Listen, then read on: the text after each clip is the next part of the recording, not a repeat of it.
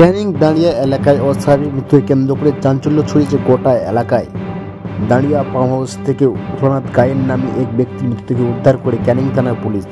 পরিবার সূত্রে জানা যায়, হৃদরোগে আক্রান্ত হয়ে তিনি মারা গিয়েছেন। গতকাল তিনি নেশাগ্রস্ত অবস্থায় পাম্প হাউসে গিয়ে শুয়ে পড়েন এবং সকালে জানতে পারে তিনি মারা গিয়েছেন এবং তড়িঘড়ি তাকে ক্যানিং হাসপাতালে নিয়ে আসলে চিকিৎসক তার মৃত্যু বলে ঘোষণা করেন। এবং কী কারণে এই মৃত্যু তা কিন্তু খতিয়ে দেখছে ক্যানিং থানার পুলিশ।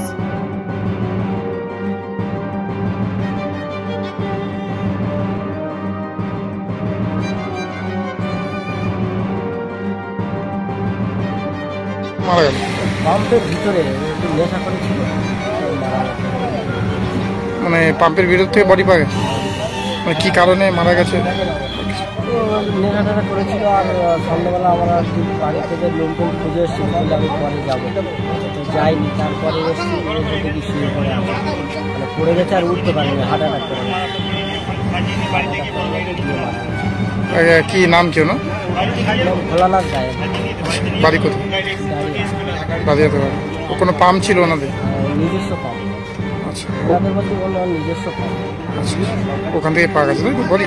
কি নাম কি আপনার? সরকারি পাম্প। আপনার নাম? দুর্গাস গায়েন।